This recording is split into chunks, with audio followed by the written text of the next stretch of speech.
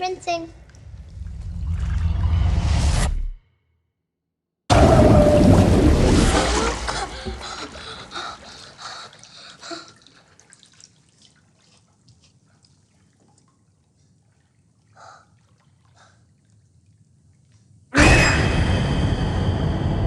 The Curse of La Llorona.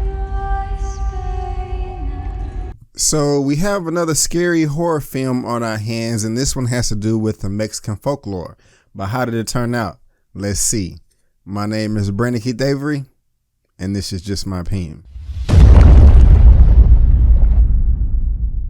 Hey everyone, thank you so much for tuning in to my opinion/review for The Curse of La Llorona. I really do appreciate it. Now, if you've never heard of La Llorona before, it is based off of a Mexican folklore, meaning weeping woman, about a ghost woman running around, and she drowned her children in a river, and she cries now while she's looking for them, while also haunting other children. That's what this film is about. That is the premise. It's being directed by Mr. Michael Chavez, and I'm not too familiar with his work. When I looked up his filmography, he is in the middle of pre-production right now for The Conjuring 3, and prior to this film, he's done a number of short films that I have never heard of, but I believe this is his first full-length feature, and for the most part, I think that he did a competent job, a passing job. Now, this film is a horror mystery thriller, and if you guys know me, I am a scary cat, but stay to the end of this video because I want to have a question that I want to ask you that has to do with horror and thriller. And going into this, I didn't know what to expect. I didn't know if this is going to be a true thriller that haunts me, when I get home from the theater and I'm afraid to go to sleep. I'm afraid to, cut the lights off, or is this just going to be a bunch of jump scares that are annoying and cheap and nothing new from what we've all seen before in the past? And with this film right here, The Curse of La Llorona, we get a little bit of both, and sometimes they work and sometimes they don't. But before we get to that, the first thing that I noticed in this film that really impressed me is the children, the child actors and actresses in this film. And some of them did a great job in the early parts of the film. I felt that they was very convincing, especially when they were scared and screaming to the top of their lungs. I was like, oh my damn, you know what I'm saying? If I was in your shoes, little boy, I would be screaming the same way as well if I saw a ghost woman in a white dress. But at the same time, there are some children in this film that make idiotic decisions at such crucial moments, and it kind of clocks you out of the film. So while at the very beginning of the film, you have children doing great things, but towards the end of the film, you have children doing idiotic things, and it just kind of puts me on the fence of how I feel about this film overall. But overall, I did enjoy it, and another reason why is because the ghost herself, La Llorona, I do like the design of the ghost.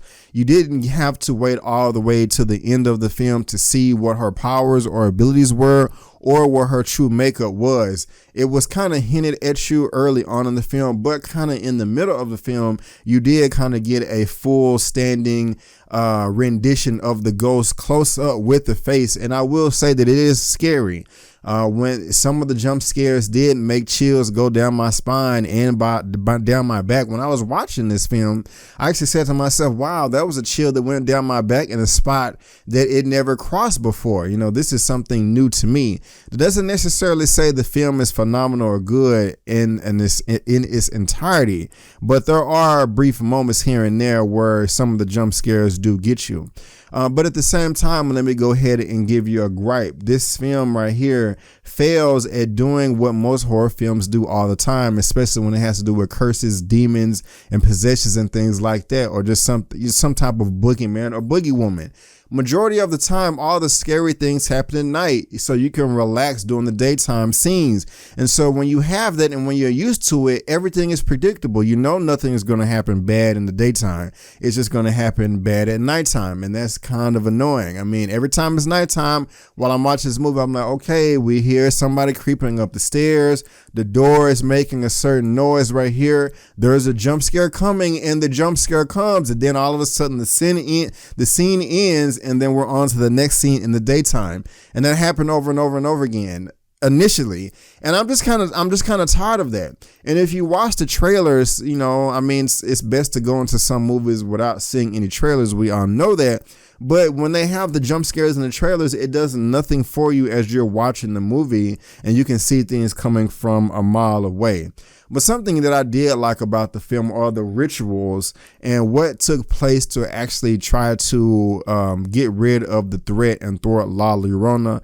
I found that kind of convincing, but it was also convenient at the same time, how there's just some special person over here to the right that just has all the answers. Now, you can possibly say the same thing in the Conjuring films, but I think that those actors in that film gave a little bit more dramatic effect to make it more realistic, in my opinion, as far as a human being will react in this situation. But the way it did it in this film is just like, okay, you know, hey, you know, I'm the guy in the white coat that has all the answers and I have all the potions. Doesn't mean that it's not entertaining, because it is. But at the same time, it's nothing new. It's nothing fresh. It's nothing that I've never seen before. The Conjuring was something new for me, at least. There's elements in the Curse of La Llorona that are not, and it just kind of stood out like a sore thumb. Also, something that I'm very conflicted with is towards the end of this film, there were a lot of comedic moments. And they wasn't forced jokes, but they was funny. And to me, that just kind of takes away the tension. And something else that frustrated me in this film is also just the level of communication between the characters. There were just points in time where I'm just like, I don't understand why this character A is not talking to character B and they're informing character C about what they're going through, what they're experiencing. You know, like, I mean, it just doesn't make any sense.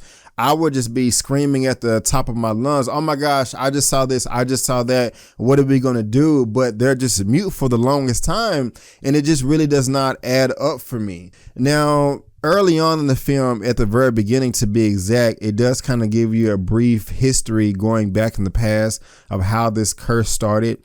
And throughout the film, layers and layers are being pulled back more and more to flesh that out.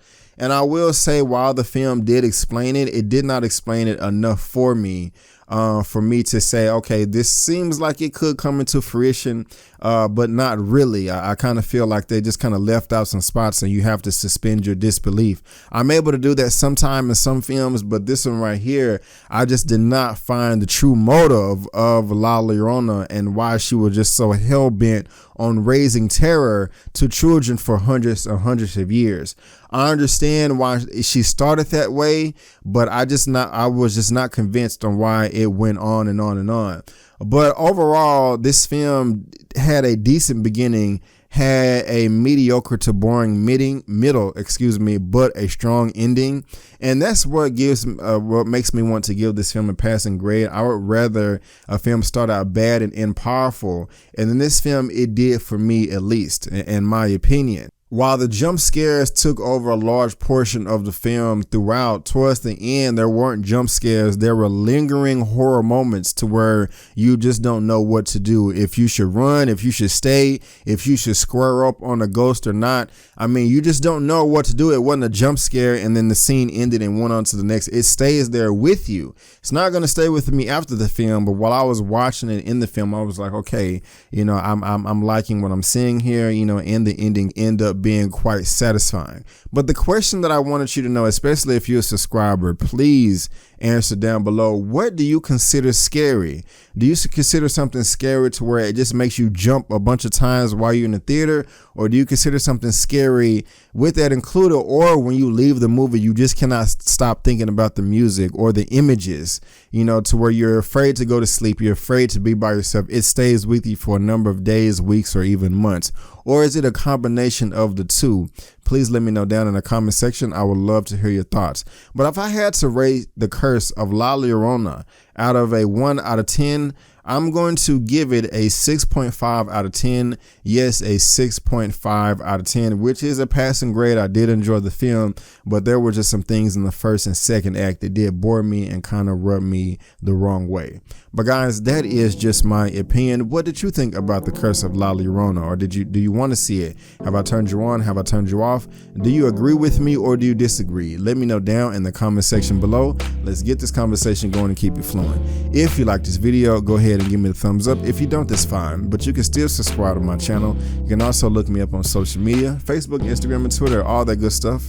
It's right there at the bottom of your screen, and I made it very easy by providing links to all that down in the description box below. But guys, I just want to thank you again for tuning into my opinion/review of The Curse of La Llorona. And before you go, don't forget that my name is Brandon Keith Avery, and that's just my opinion. Peace.